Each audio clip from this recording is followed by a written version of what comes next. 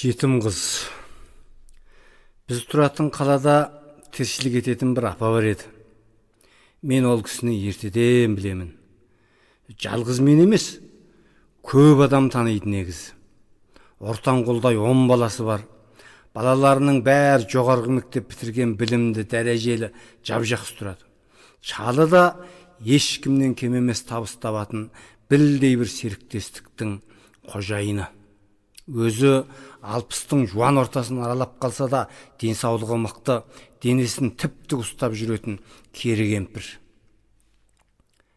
Бірақ неге екенін қайдам? Таңертеңнен кешке дейін тыным таппай көшеде жеу жүріп тамақ сатады. Ол кемпірдің шын атының кім екенін де ешкім білмейді. Тек кез келген танитын адам оны жетім қыз деп шақыратын.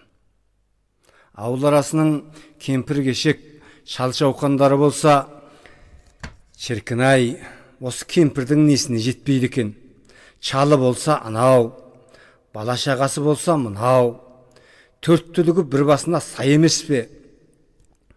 Аяқ қолын жылы суға малеп, шалқадан түсіп жатпай ма?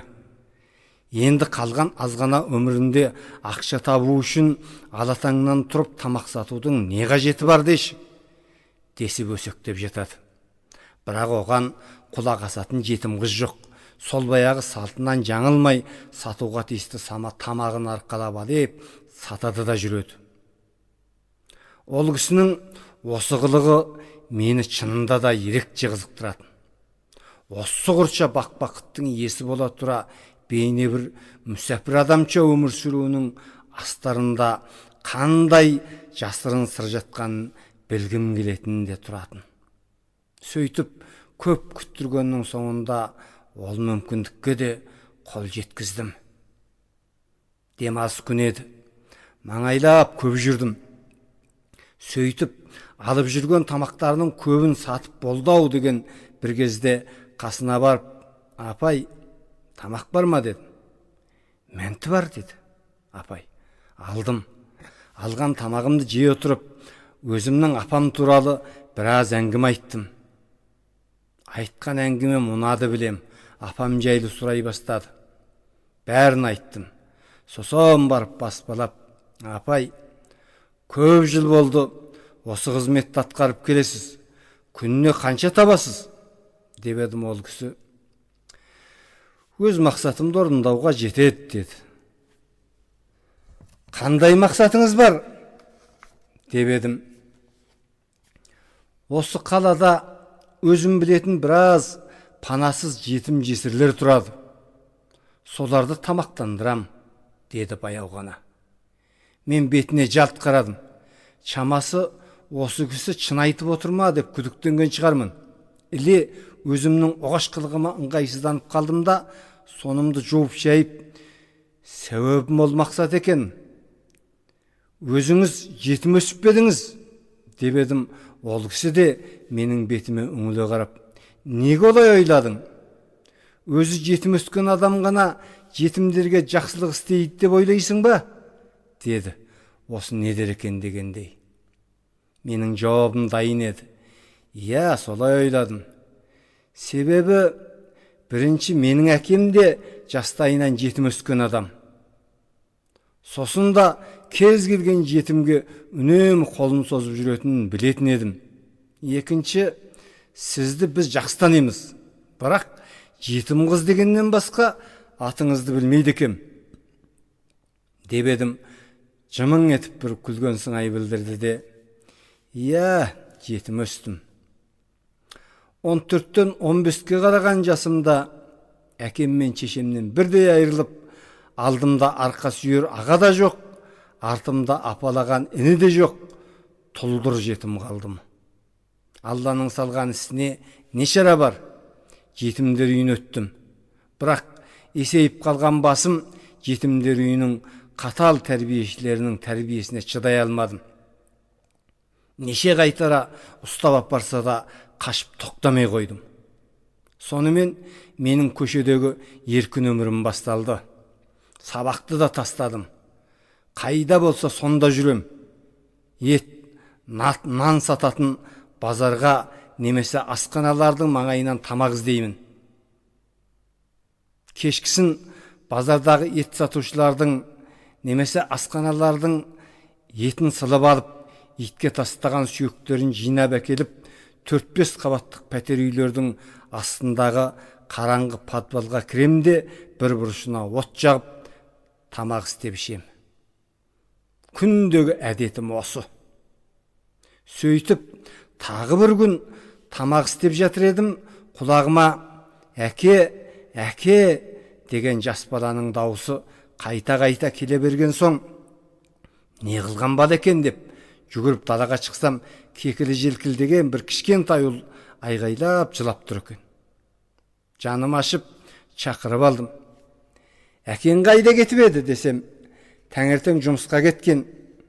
Балабақшадан келсем, әлі келмепті» деп жылайды. «Жарайды енді, жылама. Әкең келгенше менің қасымда бол. Мен тамақ істеп жатырмын. Екеміз тамақ істейік» деп алдап қараңғы үңгіріме ертіп келдім. Сөйтіп екеміз ана-мынаны айтып, менің даладан тапқан жас сүйектен істеген тамағымды іштік. Баланың аты Бала ғой. Маңдайының тері шыпылдап, мұрыны пысылдап, көжені соғып жатыр. Осылайша ол екеміз тамақ ішіп отыр едік, бізге тағы бір қонақ келді. Баланың әкесі. Әппақ жейде галстугы, қолында бенжеңке сөмкесі бар, мәдениетті, көрнекті де көшелі жап-жас жігіт екен. Ол келе сала баласын ала жөнелмекші болып еді, кішкентай ұл: «Сен келмей, мен жалғыз қорқып, мына әпеке кезігіп, тамағымды ішіп алайын» деген сықылды бірдемелерді айтып жүре қоймады. Сосын ол маған назар аударып сөйлесе бастады. Баласымен бірге үйіне ертіп кірді. Менің жағдайыма әбден қанық болған ол: «Біз ұлымыз екеміз ғана тұрамыз. Осы үйде тұр. Жалғыз жұмыс тапсырам. Ұлымды бақшаға апарып әкеліп тұрсаң болды. Мен саған айлық беремін» деді. Онсыз да далада аш-жалаңаш қаңғып жүрген басым, несіне қарсы болайын? «Жә» дедім. Ол маған өз ұлынан кем қараған жоқ. Сөйтіп мен 17 жасымда әлгі кекілі желбіреген кішкентай ұлдың шешесі болдым. Алла бақ берді, көп баланың анасы болдым. Бірақ мен көшеде жүрген жетімдерден ешқашан алыстап кеткем жоқ. Шамамның келгенінше көмектесіп, киіндіріп, тамақтандырып бақтым.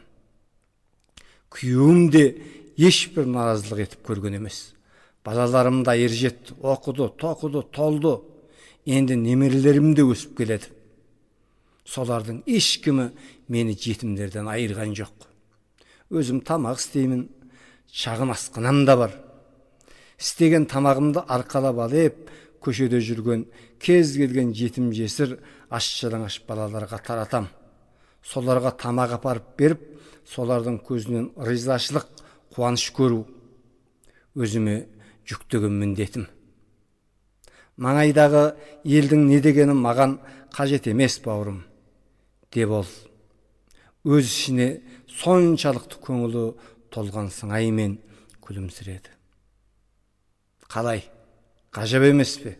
Әлемде, тіпті біздің маңайымызда да осындай адамдар бар. Қайтып қуанбайсың? Жетім қыздың осы ғажайып әңгімесін естіп біткенде, жетімдерге жасалған жаңағы жақсылықты басқа адам емес, өзім жасағандай рақаттанып, жонымнан төмен басып тұрған бір ауыр жүк түсіп кеткендей кеуде кере дедім. Әңгімені жазып оқыған Байыт Қабанұлы.